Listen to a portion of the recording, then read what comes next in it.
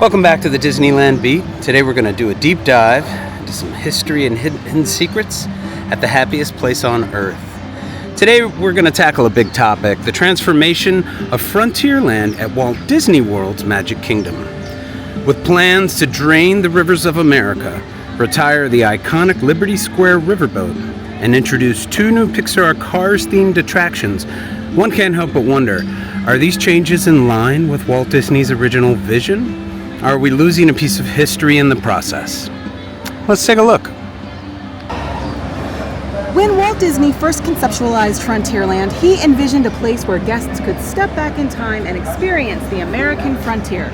It was meant to celebrate the pioneering spirit that helped shape the United States, drawing on the folklore and legends that fascinated Walt. From Davy Crockett to Mark Twain's river tales, Frontierland was steeped in history and nostalgia, offering guests a taste of America's adventurous past. Central to this experience was the Rivers of America, with the Liberty Square riverboat providing a leisurely journey that allowed visitors to feel the charm of a bygone era. But now, Frontierland is set to undergo some significant changes. The Rivers of America will be drained, and the Liberty Square riverboat, a symbol of Walt's love for the riverboats of old, is set to be retired. In their place, Disney plans to build two new attractions based on Pixar's Cars franchise. While Cars has been a hit with audiences around the world, it does beg the question, how does the high-octane world of Lightning McQueen fit into the serene historical ambiance that Walt originally intended for Frontierland? And I mean, did Cars exist in the frontier? It's kind of a stretch. It's important to recognize that Walt Disney was always a fan of progress and innovation. He understood that Disneyland, and later Walt Disney World, would need to evolve to stay relevant. Disneyland will never be completed, Walt said. It will continue to grow as long as there is imagination left in the world. So, in a sense, introducing new, popular intellectual properties like Cars is in line with Walt's belief in keeping the parks fresh and exciting. One almost has to wonder if they're not testing the waters here a little bit to see if we see how people react at Walt Disney World, to see if it's something that they might do here at Disneyland. It's hard to imagine this place without the attraction that Walt designed, and it's impossible to imagine this place without the riverboat. So the Mark Twain and the sailing ship Columbia are just a huge part of this park. However, these changes also signal a significant departure from the historical themes that have defined Frontierland since its inception.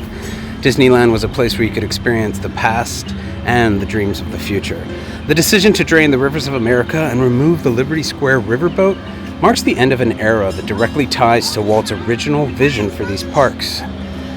Walt had a personal connection to riverboats. He famously used to pilot the Mark Twain riverboat at Disneyland, often riding alongside guests, sharing his love for the Mississippi River and America's frontier days. The boat represented a simpler time, a link to the past that Walt cherished. By removing this element, are we severing a connection to Walt's personal vision and memories? The introduction of Cars attractions in Frontierland also raises questions about thematic consistency. Frontierland has always been a place where guests could experience the wild landscapes and rustic charm of the American West. The aesthetics of the Pixar universe, while visually engaging and beloved by fans, are rooted in a modern animated world. Lightning McQueen and his friends, while certainly entertaining, don't necessarily evoke the same sense of historical adventure that Davy Crockett or the Liberty Belle riverboat did. This certainly isn't the first time Disney has incorporated modern franchises into classic areas. We've seen Star Wars enter Tomorrowland, Frozen made its way into Epcot's World Showcase, and while these changes have been met with both excitement and criticism, they definitely highlight a trend: the integration of Disney's thematic successes into its parks, sometimes at the expense of the original themes. This shift might attract new generations of parkgoers who are more familiar with Disney's latest movies than the stories of the Old West, but for longtime fans and Disney purists, of which there are less and less each year, it can feel like a departure from the original storytelling ethos that made the park special in the first place.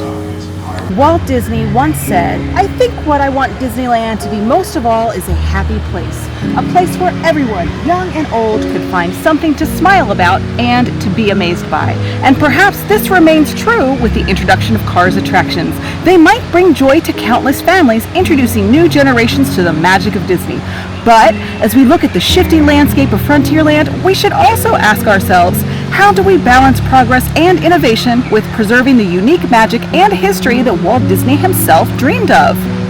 Ultimately, change is inevitable, and with it comes the opportunity for new stories, new memories, and more magic for future generations. But while it's important to embrace the future and welcome new ideas, it's equally vital to remember the past, honor the legacy of the man who started it all. As Frontierland transforms, let's hope it continues to be a place where Walt Disney's spirit lives on, even amidst the roar of racing engines and the bright lights of Radiator Springs. And I certainly hope it never changes here at Disneyland.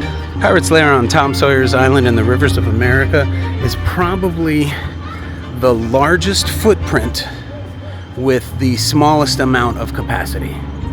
Like when you build a huge ride like Haunted Mansion, you've got so many people in there riding that ride all at once. So it pulls in a lot of capacity. But there's not that many people on the island at any given point. You have to take a raft out to it. And if you were to drain all this water and the island, the amount of space that you would gain would be a lot. And they've already made the island smaller, so we wonder if this isn't a tryout period to see what Disneyland's fans will do. And we certainly hope they never change it. But at the same time, we hope they update the island, because it's a shadow of what it once was. Thank you for joining us on this exploration of Frontierland's transformation and its impact on Walt Disney's legacy. If you enjoyed this episode, don't forget to like, subscribe, and ring that notification bell to keep up with all the latest from the Disneyland beat. Until next time, keep the magic alive.